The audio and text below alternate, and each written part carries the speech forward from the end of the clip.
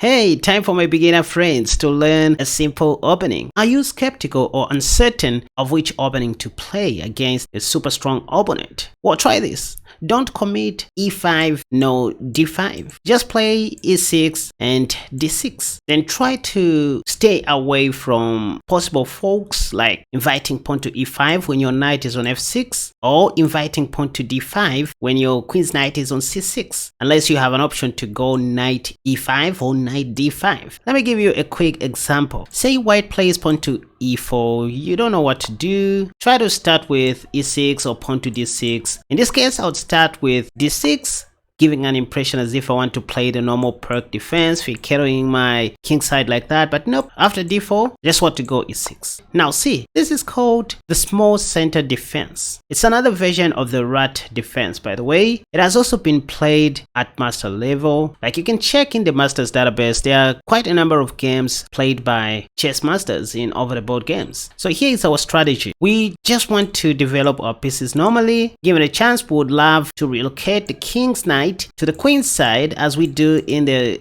Alhein's defense, and then play on this side of the board like that. In short, once you set up your small center opening position, you can start thinking of the Alhein's defense to relocate that knight to that side of the board. I consider this to be somewhat safer than the hippopotamus. So let's say white plays knight f3 in this position, which is the top played move in the Lichess database. Now this is when you can go knight f6, attacking this pawn. You see, if they play pawn to e5, you can even take in this position, knowing full and well that on the next move you're going to make them lose their right to castle. In fact, you don't even have to take if you don't want. Here you can even play knight fd7, going for that Alhain defense idea which I talked about, then bishop e7 and castle shot. Knight d5 is just too committal in that you are going to invite pawn to c4, and probably on the next move you're going to lose your right to castle. So if you don't want to take right away, play this in the style of the rat, then go c6, bishop e7 and castle shot. Guys, this is the opening you want to play against aliens. You know what I mean? I mean people that you don't really know well, especially if they are strong. Right.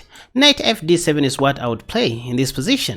And note how white can't even play bishop c4 because there's nothing to attack on f7. I'm sure most people here would play knight c3, just developing a knight. But these are moments where I can go c6 if I want to. Kind of going back to the rat defense, but there's already a knight on d7. So why playing c6? s6 also makes a lot of sense in this position. Kind of going in the lines of the Sicilian knight off variation, can Sicilian structure, or something like that. I love s6 to stop bishop b5. s6 also prepares for knight c6. So let's just do this.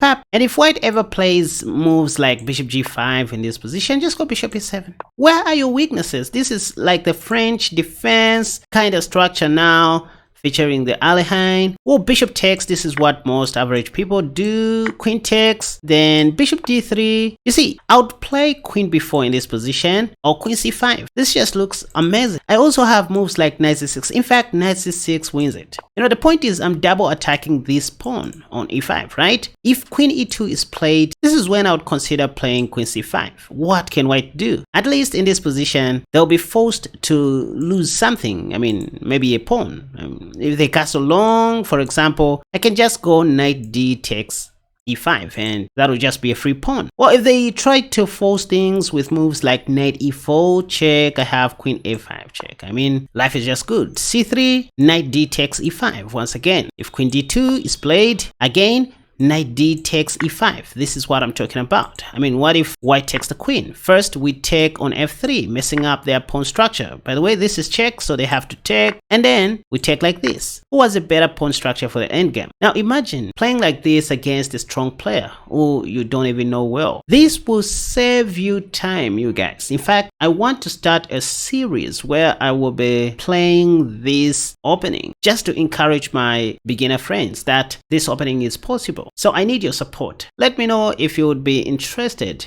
in watching the series. Before I show you my next chess move, let me show you a smarter move for your finances. I hate advertisements and I know you don't like them either, but without them, this channel can't survive. This video is sponsored by KaspaChess Clean Books, your all-in-one bookkeeping and accounting application that I personally built. More like quicker books, you know what I mean? So you can record sales, expenses, transfers, deposits, cash outs, and soft loans, to mention only but a few, and instantly generate invoices, income statements, balance sheets, cash flow statements, journal entries, all in real time. KaspaChess Clean Books helps you track every cent like a grandmaster tracking moves on the board. Now back to chess. Once again, start with the small center defense, and white will most likely respond with knight f3. This is when you want to go knight f6, attacking the pawn on e4. I showed you what to do if white plays pawn to e5, just take, then go knight fd7. If they play e5, then you take. Instead of them taking, they take with a knight. Oh, this is only good for you, in that it only allows you to play the advanced rat defense, beginning with the move knight bd7. Now it's not the king's knight that sits on d7, it's the other knight. Knight takes will simplify the game, so let's see what else white can do. Bishop b5, that'll be a 1-0 move due to c6. Maybe bishop f4, adding more sword to the wound. But after this, you have so many things you can do. By the way, you can just take to oversimplify things, and then play knight fd7. You see what I'm doing with my arrows? So many ideas. If you want, you can go the Alekhine way. You don't have to memorize anything. Bishop g3, then knight takes if you want, or go pawn to c5. Actually, I love pawn to c5 in this position. Idea is, after pawn takes, now I take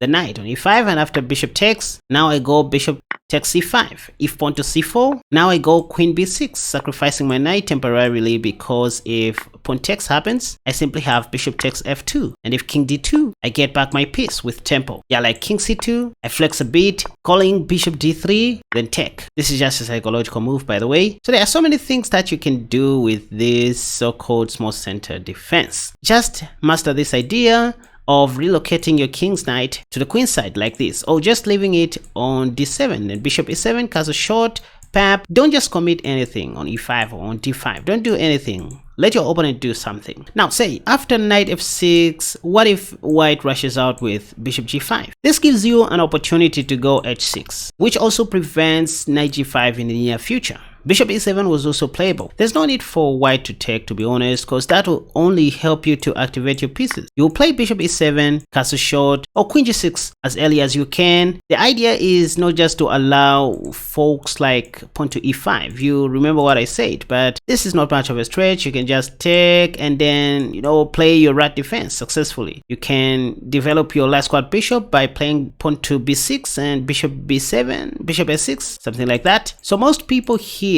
don't take the knight. They play bishop h4. Whenever this happens, just know it is possible to go pawn to g5. Why? Because you haven't yet castled short. Even if you were, just play pawn to g5. g5 solves a lot of things, and this allows you to take the pawn on e4. So white just lost a free pawn. So bishop g5 doesn't really work. I mean, you can even play bishop e7 to stop that if you want. The idea is still the same to do that. By the way, if pawn to e5, I'm just giving an example, you can just take. If pawn takes, you take the queen, or if you don't want to trade off your queen just too early, you go knight fd7. If knight takes, you can even play pawn to c5 if you don't mind. I sounded like Adam W. c5 is always a good move, by the way. In this case, most people don't take because they fear losing their right to castle. I mean, even if they do, you always have an option to go knight bd7. That is already a dead pawn. Anywho, an in-between move may be played, like bishop b5 check. You can go bishop d7. In this case, if knight takes happens, you take back with your b knight. And if dc, first you have bishop takes, but that can wait until you castle short. Bishop takes, knight takes, bishop takes, queen takes. This is the pawn structure that you're going to be remaining with in most cases. Of course, here you're down a pawn and it looks like white can hold on to that extra pawn, but this only invites a5 and it's bad for them. They can't play a3 due to pawn takes. They will lose the rook. If they play c3, again, you can just take. If they take, they will lose their rook. Oh, there's knight d2, actually adorable, but you have queen e5. So now it is the king that suffers at an expense of a pawn, and this is a weak pawn, I should mention. So when you're playing the small center defense, you have no option but to become a pawn addict. I mean PAWN, as in chess pawn. But speaking of pawn addiction, just look for a way to take advantage of the best pawns. Lastly, after setting up your small center defense, it's not every time you're going to see your opponents playing knight f3. Sometimes they will play knight c3. Up to you to go the right way by playing knight d7, or again, go knight f6. I just find this to be very flexible. Still talking about this move, pawn to e5. You won't see many people playing this though, because they don't just want to exchange queens so early. You know what? You can even play knight fd7 in this position. I don't want to teach you to memorize moves. I want you to be memorizing plans. So don't memorize moves. You know this Alekhine plan, this is what I'm talking about. You can also take first, start after pawn takes, you play knight fd7 and bishop e7, castle short. s6 is so useful before playing knight c6. Sometimes you can play knight c6 and forget about it. So this is when you're playing against super strong opponents or people that you don't really know. Sometimes instead of playing bishop e7, you can even go bishop b4, get rid of that knight, castle short, put your queen on e8, life goes on. But to be honest, it's not every time you're going to see your opponents pushing pawn to e5. People love being non-committal with moves like knight f3 in this position, and these are moments where you can go knight b7.